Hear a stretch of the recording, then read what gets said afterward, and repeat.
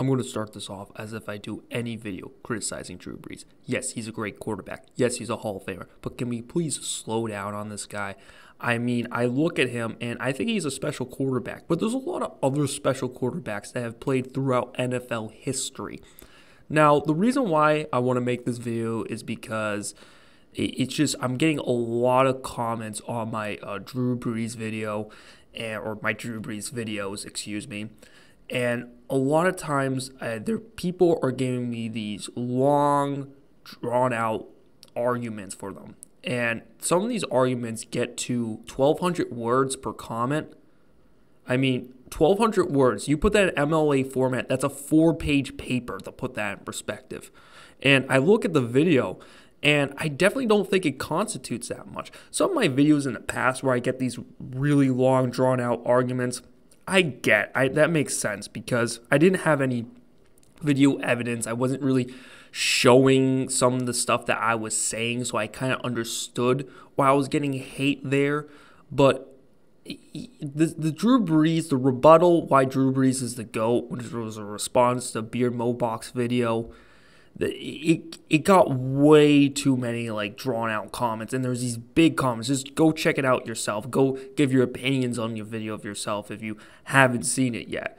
But I just been critical of Brees, and for multiple reasons. And one thing is player hype is ridiculous in the modern era. 2019, it's ridiculous. I mean, sure, you can get more hate, but hell, you can get all the praise you want. I mean, Joe Montana would not have gotten the same praise as Tom Brady is because he grew up in one area. Brady grew up in the social media area. You know, Joe Montana played during the time when the USSR was still prevalent. So it was a different time and all of that. And for a guy like Brees, he gets a lot of hype. And some people get really mad that Brees doesn't get as hyped up as much as a Brady or a Rodgers sometimes. And it gets pretty ridiculous. I mean, there's some person that commented on my YouTube, on this one YouTube video, like 15 or almost 20 different times, simply because he made a Google Slides presentation just to rebuttal my video.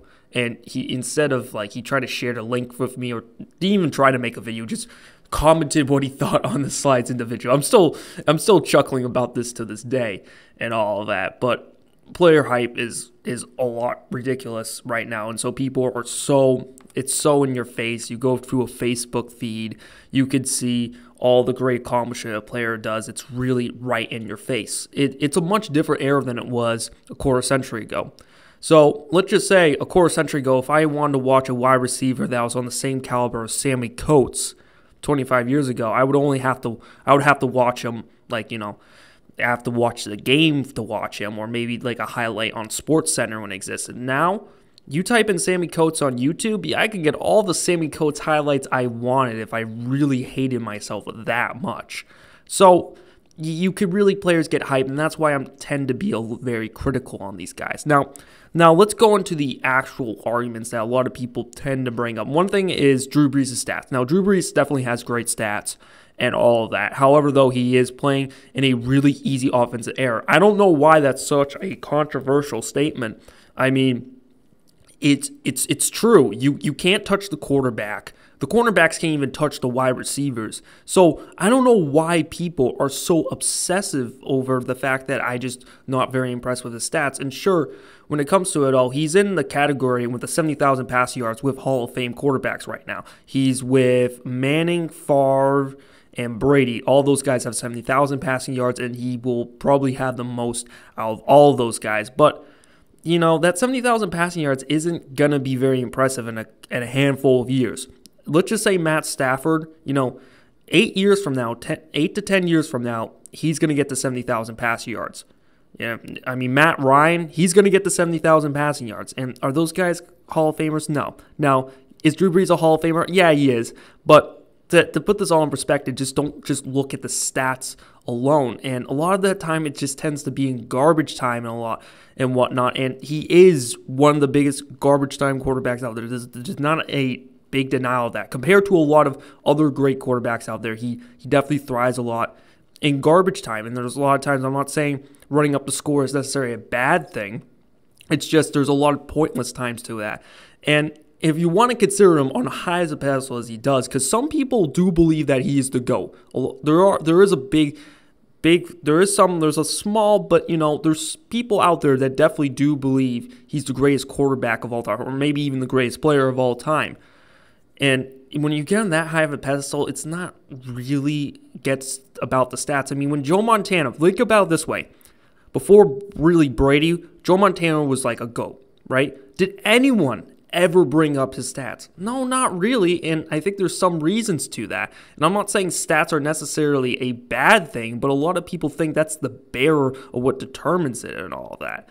And you could put this all in perspective. It's just statistics can only tell the story partially. It's a fraction of what it does to analyzing players, and it's completely overrated just because since this is such a speed error, it's all about just getting the information out there, and a statistic is a very quick and efficient way to show it and all that. Statistics are so important, but they're a little bit, they can be misleading and overrated in this time. Now, when it comes to Brees, one of it is the surrounding talent. A lot of people say, well, he doesn't have the same talent around them. Listen, look. When it comes to the defenses, Brees hasn't had, some of the best defenses. But even when he has defenses, 2013 he had a top 5 ranked defense. He didn't even win his division, and he got out in the second round of the playoffs. And the team that he beat in the wild card round was Chip Kelly's Philadelphia Eagles. So when you wrap your head around that, that's not that impressive. I don't think defenses is the sole reason why Brees hasn't won that much. And also, when it comes to receiving talent, a lot of people say, well, he doesn't have that great talent. I mean, Marquise Colston was pretty darn talented as a wide receiver. He's pretty darn good. He's on the same caliber as Julian Edelman is. I mean, some people might even say he's better than Julian Edelman. Michael Thomas, he's a freaking beast. You can't deny that. Brandon Cooks is a good wide receiver. Jimmy Graham was good. And heck, don't even forget about his San Diego days when he had Antonio Gates and LaDainian Tomlinson. Like, that's talent right there. And you put that in perspective, some of it's the coaching. He had Marty Schottenheimer, who was a good coach, and then he had Sean Payton, who's a Hall of Fame coach. So he's had it right there. And one thing, the most damning thing about that no one ever brings up to criticize Brees is the fact that he has always had a very good offensive line, a very good one. Some quarterbacks can't say that. A lot of people say, well, Brady could say the same thing. I could still name like a handful of years where I could say, the offensive line was mediocre to flat out bad at times, like between 2013 and 2015. Brees, he's always had a Pro Bowl offensive line. And listen, look, I don't like the whole idea of the Pro Bowl. It's kind of a popularity contest. But at least when it comes to offensive linemen, if you're popular for an offensive lineman, you're probably pretty darn good. It's hard to deny that.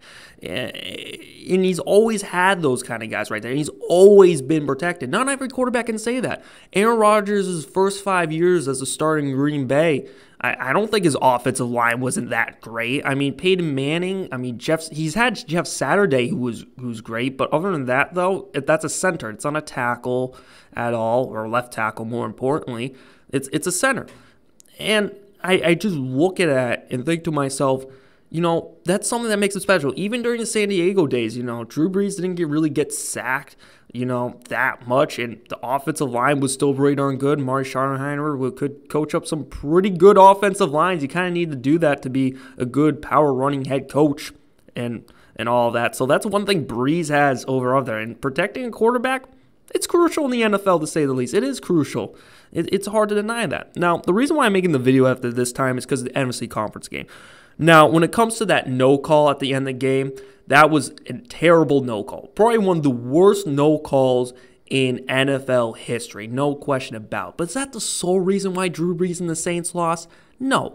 Absolutely not. In the beginning of the game, when the Rams weren't even there, they looked half asleep out there. They were settling for field goals. This is supposed to be a prolific offense, folks. And to top it off, it's in the Superdome. It's a dome. It's ideal weather conditions. And a lot of people think that doesn't matter. Think of it this way. You don't get any wind. You don't get any cold air. And not only that, you don't get any precipitation. It's all ideal. It's perfect, basically. Well, perfect might be a little bit strong, but ideal is safe to say when it comes to the quarterback position.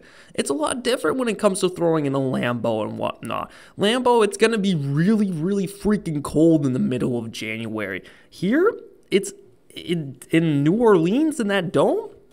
You're supposed to throw for a lot. And it's not like the Rams had a great defense. Sure, they got some names on their defenses, but it's not that great. I mean, Aaron Donald's a freaking beast and all that, and Ndamukong Suh's good, but Aqib Talib has been kind of banged up. Marcus Peters has sucked. The linebackers for the Rams are like non-existent, so the safeties aren't even that good.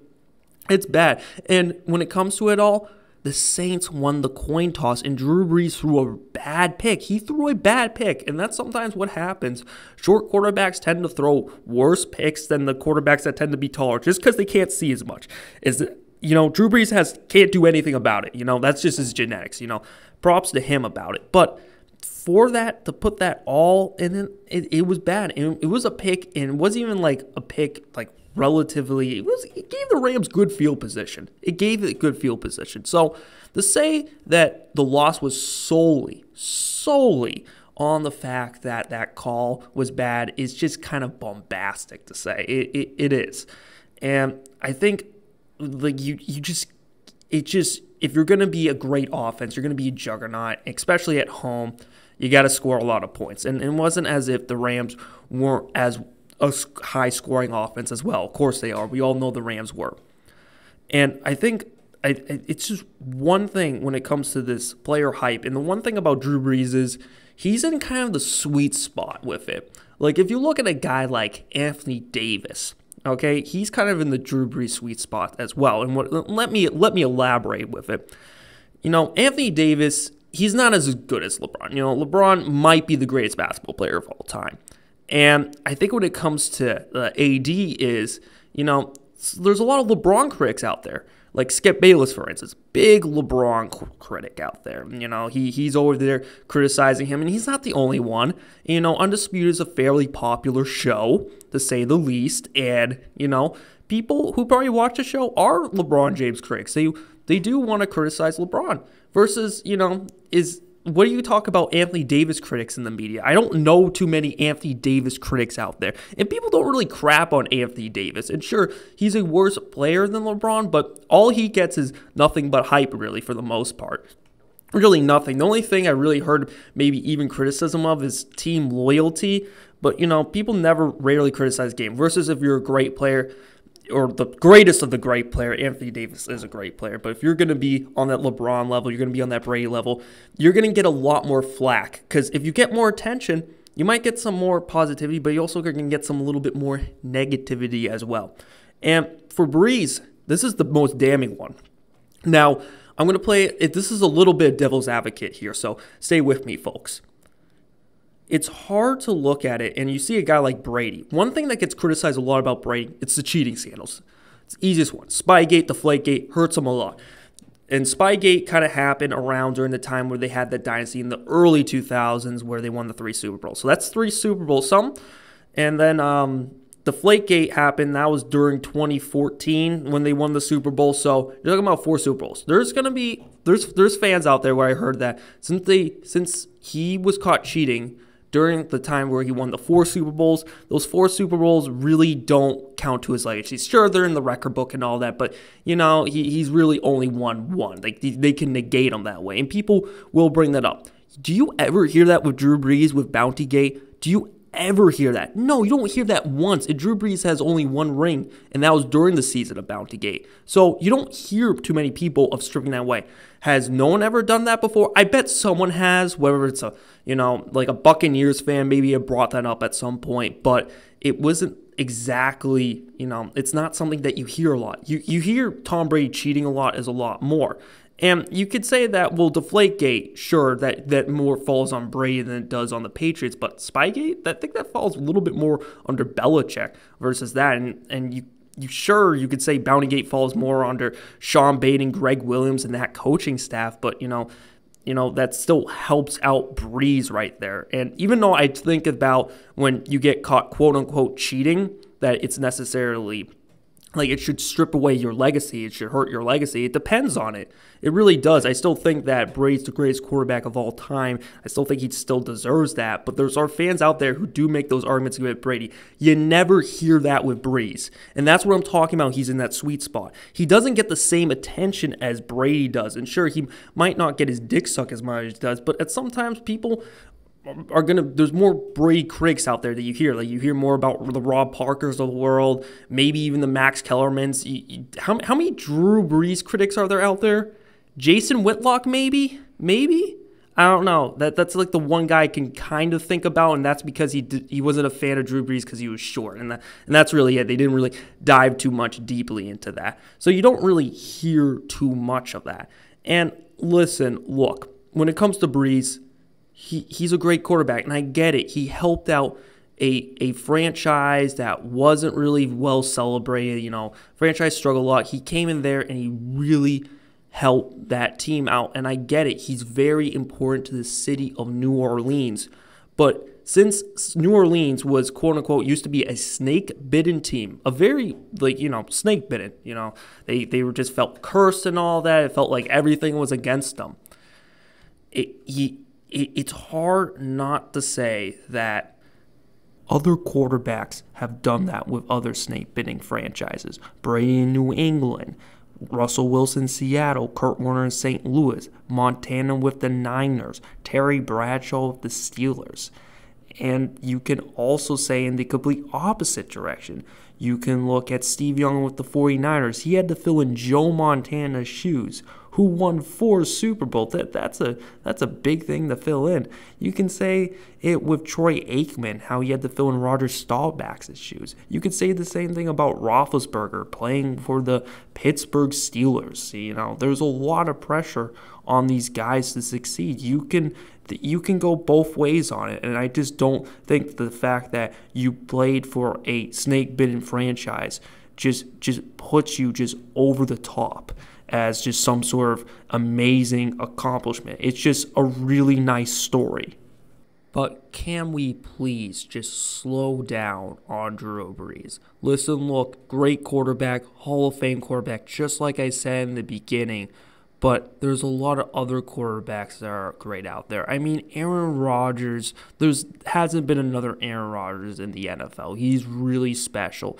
Peyton Manning might be the greatest regular season quarterback of all time. You look at Brett Favre. Brett Favre was a true gunslinger out there. I mean, Montana was a beast when he played. Staubach was. John Unitas invented the 2-minute drill. There's a lot of other fantastic quarterbacks out there. What Brees has done isn't exactly unprecedented. And sure, some people say breaking records is unprecedented based off of a number, sure, but other people have broken the passing yards record before. And some of the records that he has broken, like the John Unitas consistently throwing a touchdown or averaging 1 touchdown every single game, or throwing at least 1 touchdown, whatever the record is. It's so stupid. Why should he even remember it? It's just different because it's such a different era when it comes to playing football. Anyway, guys, I'm sorry for the wait with this video. I know one of my subscribers commented on this, and I really wish that I was able to get this out sooner, but I've just been really busy for the past couple weeks. College, there's a lot of work you have to do, and my teachers decide, just pile on lab reports, papers, and whatnot. But you know what? I got through that, did well on those. So, hey, guys, thanks for sticking with me. I'm going to make a Super Bowl prediction is going to come up pretty soon. That video will come up, so I'll see you guys next time. Peace. When it comes to the New Orleans Saints, though, I definitely think that this is their year. I definitely think that this is their year. I definitely think that this is their year. I definitely think that this is their year. I definitely think that this is their year. I definitely think that this is their year. I definitely think that this is their year. I definitely think that this is their year. Hey guys, this is my junior.